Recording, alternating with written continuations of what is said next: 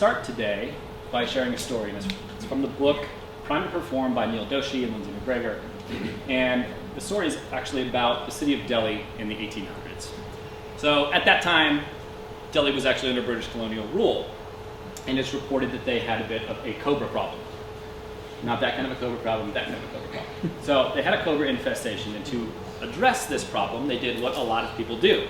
They said, we'll pay you to get rid of this problem. That's what a lot of companies do. They set up a bounty program. They said, for every dead cobra you bring us, we'll give you X amount of money. And the program seemed to work. The problem started getting smaller, people were seeing less cobras, dead bodies were coming in all the time, of cobras, not people, no less dead bodies of people. And they came to a point, though, where the amount of dead cobras that were coming in didn't seem to match up with the amount that they were seeing out on the streets. So they did a little digging.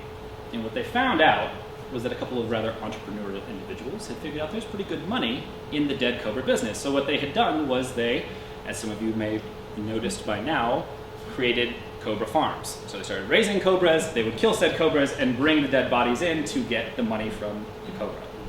Well, clearly this is not what the government wanted, not what they were going for. So what did they do? They shut down the program, defunded it.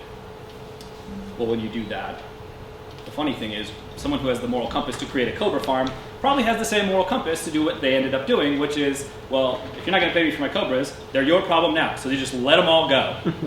So what happened at the end is the city of Delhi had a worse cobra problem after this program had been instituted than they had without it.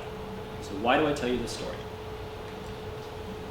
There's a phrase in product and in tech and in the age of big data that says, what gets measured gets done. And it's absolutely true. How many people in this room right now have a specific metric you're held to, or you have to at least measure your performance against it? Most of us have multiple metrics, right? This is how business runs. This is how we know at scale that how we're doing in comparison to each other, right? This is how the business world works.